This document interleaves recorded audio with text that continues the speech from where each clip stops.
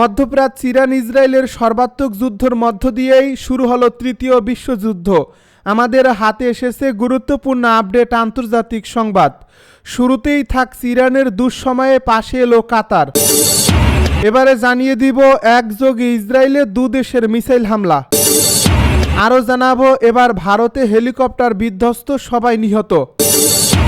এবারে জানিয়ে দিব ইসরায়েলকে গুঁড়িয়ে দিতে ইরান যেসব ক্ষেপণাস্ত্র ছুড়ছে। সব শেষে জানিয়ে দিব ইরান ইসরায়েল উত্তেজনায় যুক্তরাষ্ট্রকে না জড়াতে ট্রাম্পের হুঁশিয়ারি। এতক্ষণ শুনছিলেন আপডেট আন্তর্জাতিক সংবাদের শিরোনাম, এবারে বিস্তারিত। তবে তার আগে অনুরোধ রইল ভিডিওটিতে একটি লাইক এবং কমেন্ট করে জানিয়ে দিন ভিডিও সম্পর্কে আপনার মূল্যবান মতামত। আরও জানিয়ে দিন ভিডিওটি কোথা থেকে দেখছেন বা কোন জেলা থেকে দেখছেন। ইরানের দুঃসময়ে পাশে এলো কাতার। ইরানে ইসরায়েলি হামলার মুখে দেশটির পাশে থাকার ঘোষণা দিয়েছে কাতার। শনিবার সন্ধ্যায় টেলিফোন আলাপের সময় কাতারের আমির Sheikh Tamim bin Hamad Al Thani ইরানের প্রেসিডেন্ট মাসুদ পেজেশকিয়ানকে বলেন তার দেশ সম্পূর্ণভাবে ইরানকে সমর্থন করে এবং আলাপ ও সমঝোতায় শান্তিতে পৌঁছার পথ হিসেবে বিশ্বাস করে, খবর মেহের নিউজ এজেন্সির। প্রেসিডেন্ট পেজেশকিয়ান বলেন, প্রথম দিন থেকেই আমার লক্ষ্য ছিল মুসলিম ও প্রতিবেশী দেশগুলোর সঙ্গে সম্পর্ক আরও ঘনিষ্ঠ করা, যাতে অঞ্চলে অগ্রগতি ও স্থিতিশীলতা আসে। কিন্তু শুরু থেকেই জায়োনিস্ট সরকার এ অগ্রগতিতে বাধা দিতে চাইছে এবং অস্থিরতার সৃষ্টি করছে। তিনি আরও সমালোচনা করে বলেন, যুক্তরাষ্ট্র এই অপরাধকে সমর্থন দিচ্ছে এবং চাইছে যে তারা যা চাইবে তাই চাপিয়ে দেবে, কিন্তু ইসলামিক প্রজাতন্ত্র ইরান কারোর চাপ মানতে রাজি নয়। পেজেশকিয়ান মুসলিম দেশগুলিকে গাজায় অপরাধ সংগঠনকারী জায়োনিস্ট সরকারের বিরুদ্ধে ঐক্যবদ্ধ হতে আহ্বান জানান। তিনি বলেন, ইরান নিজের সার্বভৌমত্ব ও জনগণের অধিকার রক্ষায় সম্পূর্ণ সক্ষম। অন্যদিকে কাতারের আমির বলেন, কাতার ঘৃণ্য এ হামলার নিন্দা জানাচ্ছে এবং বিশ্বাস করে যে আত্মরক্ষার সম্পূর্ণ অধিকার রয়েছে ইসলামী প্রজাতন্ত্র ইরানের। একযোগে ইসরায়েলে দুদেশের মিসাইল হামলা। ইরানের মিসাইল বৃষ্টি থেকে বাঁচতে রাতের ঘুম হারাম করে ইসরায়েলি নাগরিকদের নিরাপদ আশ্রয় কেন্দ্রগুলোর দিকে ছুটতে হয়েছে। তবুও ক্ষয়ক্ষতি এড়ানো যায়নি। ইসরায়েলে গতকাল শনিবার রাতে একের পর এক হামলা হয়েছে। স্মরণকালের ভয়াবহ এ হামলায় যখন ইসরায়েল দিশেহারা, তখন জানা গেল ইয়েমেন থেকেও মিসাইল আঘাত এনেছে। রোববার দ্য টাইমস অফ ইসরায়েল বলছে, ইয়েমেনের হুতিরা ইসরায়েলের দিকে ক্ষেপণাস্ত্র ছুড়ছে। একই সময় ইরানের হামলা চলছিল। বৃহস্পতিবার ইরান ইসরায়েল সংঘাত শুরুর পর এ নিয়ে দ্বিতীয়বারের মতো ইসরায়েলে হামলা চালায় হুতিরা। ইয়েমেনের ইরান সমর্থিত হুতিরা দাবি করছে তারা ইরানের সঙ্গে সমন্বয় করে তেল আবিব অঞ্চলে সংবেদনশীল ইসরায়েলি শত্রু লক্ষ্যবস্তুতে দুটি ব্যালিস্টিক ক্ষেপণাস্ত্র নিক্ষেপ করছে। দাবি সত্ত্বেও সামরিক কর্মকর্তারা টাইমস অফ ইসরায়েলকে বলছেন, গত 24 ঘন্টায় ইয়েমেন থেকে কোনো ব্যালিস্টিক ক্ষেপণাস্ত্র নিক্ষেপের বিষয়ে আইডিএফ অবগত নয়। কেবল শুক্রবার হুতিদের দ্বারা ছোড়া একটি ক্ষেপণাস্ত্র পশ্চিম তীরের একটি ফিলিস্তিনি শহরে আঘাত হানে, যার ফলে বেশ কয়েকজন আহত হয়। তবে ফিলিস্তিনি শহরে আঘাত হানা এই ক্ষেপণাস্ত্র উৎক্ষেপণের দায় গোষ্ঠীটি স্বীকার করেনি। তারা বলছে, ইসরায়েলের স্থাপনা ধ্বংস করাই তাদের লক্ষ্য। গত রাতে এ যাবৎকালের সবচেয়ে ভয়াবহ হামলার মুখোমুখি হয় ইসরায়েল। ভোরের আলো ফুটতেই সেই ক্ষত দৃশ্যমান হচ্ছে। দ্য টাইমস অফ ইসরায়েল জানিয়েছে, ধ্বংসস্তূপ থেকে একের পর এক লাশ উদ্ধার হচ্ছে। এখন পর্যন্ত 8 জনের মৃত্যু নিশ্চিত হয়েছে, আহত হয়েছেন 2 শতাধিক। তাদের হাসপাতালে নেওয়া হচ্ছে। রাতে Haifa, Tel Aviv, bath yam, Jerusalem সহ ইসরায়েলের প্রায় সব গুরুত্বপূর্ণ শহরে আঘাত হানে ইরানের মিসাইল। এছাড়া ইসরায়েলের বাত ইয়ামে ক্ষেপণাস্ত্র হামলার পর কয়েক ডজন মানুষ নিখোঁজ বলে প্রতিবেদন প্রকাশ করছে ইসরায়েলি সংবাদ মাধ্যম ইয়েনেট। হোম ফ্রন্ট কমান্ডের অনুমান, তেল আবিবের ঠিক দক্ষিণে বাথ ইয়ামে হামলার স্থানে 35 জন নিখোঁজ হয়েছেন। এবার ভারতে হেলিকপ্টার বিধ্বস্ত, সবাই নিহত। ভারতে এবার হেলিকপ্টার বিধ্বস্ত হয়েছে। ঘটনায় পাইলট সহ সবাই নিহত হয়েছেন।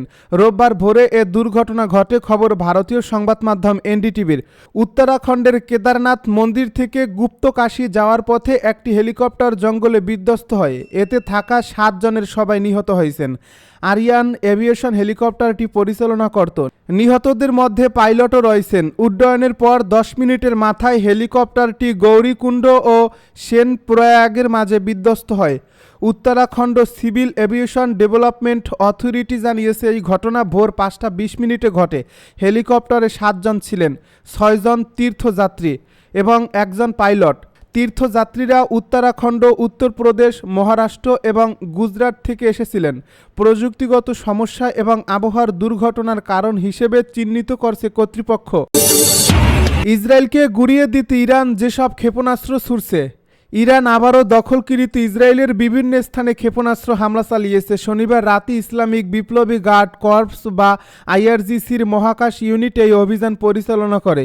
ইরানি গণমাধ্যম বলছে, এই হামলায় ইমাদ, গাত ও খাইবার শেকান নামের আধুনিক ও দূরপাল্লার ক্ষেপণাস্ত্র ব্যবহৃত হয়েছে। ইমাদ হচ্ছে গাদর ক্ষেপণাস্ত্রের আধুনিক ও নির্ভুল ওয়ারহেডযুক্ত সংস্করণ। এটি প্রবেশ করার পর দিক ও গতি নিয়ন্ত্রণ করতে পারে, যা লক্ষ্যবস্তুতে আরও নির্ভুল আঘাত হানতে সহায়তা করে। 2015 সালের শেষের দিকে পরীক্ষায় উত্তীর্ণ এই ক্ষেপণাস্ত্রটি 15.5 মিটার লম্বা ও ওজন প্রায় 1750 কেজিতে পৌঁছেছে। এর পাল্লা রয়েছে 1700 কিলোমিটার পর্যন্ত। অন্যদিকে গাদর হচ্ছে শাহাব-3 ঘরানার মধ্যপাল্লার ক্ষেপণাস্ত্র, যা 2003 সাল থেকে ব্যবহৃত হচ্ছে। এটি 2005 সালে আধুনিকরণ করা হয়। গাদর রয়েছে 3টি ধরনের: গাদর এস, গাদর এইচ এবং গাদর এফ। এগুলো 1350 কিলোমিটার থেকে শুরু করে প্রায় 2000 কিলোমিটার পর্যন্ত যেতে পারে। ওজন ও জ্বালানি ব্যবস্থায় কিছু পরিবর্তন আনার মাধ্যমে এর নির্ভুলতা ও দূরত্ব বাড়ানো হয়েছে। অন্যটি হচ্ছে খাইবার শেকান, যা মধ্যপাল্লার ও উচ্চ নির্ভুলতা সম্পূর্ণ। এটি 1450 কিলোমিটার পর্যন্ত আঘাত হানতে পারে এবং অ্যারো 3 ও ডেভিড স্লিং এর মতো আধুনিক প্রতিরক্ষা ব্যবস্থা অল্পতেই এড়াতে পারে। ঘন ঘন ব্যবহারের উপযুক্ত এ ক্ষেপণাস্ত্রটি কঠিন জ্বালানি ব্যবহারের কারণে অল্প সময়ের মধ্যেই নিক্ষেপের জন্য প্রস্তুত করা যায়। ইরান ইসরায়েল উত্তেজনায়, যুক্তরাষ্ট্রকে না জড়াতে ট্রাম্পের হুঁশিয়ারি। ইরান ইসরায়েল চলমান উত্তেজনার মধ্যে যুক্তরাষ্ট্রের প্রেসিডেন্ট ডোনাল্ড ট্রাম্প স্পষ্টভাবে জানিয়েছেন, ইরানের সাম্প্রতিক হামলার সঙ্গে যুক্তরাষ্ট্রের কোনো সম্পৃক্ততা নেই। তবে তেহরান যদি যুক্তরাষ্ট্রের উপর কোনোভাবে হামলা চালায়, তাহলে অভূতপূর্ব শক্তি নিয়ে প্রতিক্রিয়া দেখাবে মার্কিন বাহিনী। নিজের সামাজিক যোগাযোগ মাধ্যম ট্রুথ সোশ্যালে দেওয়া এক বার্তায় ট্রাম্প বলেন, আজ রাতে ইরানে যে হামলা হয়েছে তাতে যুক্তরাষ্ট্রের কোনো সম্পৃক্ততা নেই। পাশাপাশি তিনি হুঁশিয়ারি দিয়ে বলেন, ইরান যদি আমাদের উপর যে কোনো ধরনের হামলা চালায়, তাহলে যুক্তরাষ্ট্রের সশস্ত্র বাহিনীর পূর্ণ শক্তি তোমাদের উপর নেমে আসবে, যা আগে কখনো দেখা যায়নি। তবে কূটনৈতিক সমাধানেরও ইঙ্গিত দিয়েছেন যুক্তরাষ্ট্রের প্রেসিডেন্ট। তিনি বলেন, আমরা চাইলে ইরান ও ইসরায়েলের মধ্যে সহজেই একটি চুক্তি করিয়ে দিতে পারি এবং এই রক্তক্ষয়ী সংঘাতের অবসান ঘটাতে পারি। এর আগে ট্রাম্প ইরানের সর্বোচ্চ নেতা আয়াতুল্লাহ আলী খামেনিকে একটি পরমাণু চুক্তির ব্যাপারে আলোচনার জন্য 60 দিনের সময় বেঁধে দিয়েছিলেন। সেই সময় তিনি ইসরায়েলের প্রধানমন্ত্রী বেনিয়ামিন নেতানিয়াহুকে ইরানের উপর সামরিক অভিযান থেকে বিরত থাকার পরামর্শ দিয়েছিলেন, যাতে আলোচনার সুযোগ তৈরি হয়। তবে শুক্রবার ইসরায়েল যখন ইরানের উপর হামলা শুরু করে, তখন ট্রাম্প সিএনএনকে দেওয়া এক মন্তব্যে বলেন, আপনি জানেন না হয়তো, আমি তাদের 60 দিনের সময় দিয়েছিলাম, আর আজ সেই সময়সীমার 61তম দিন।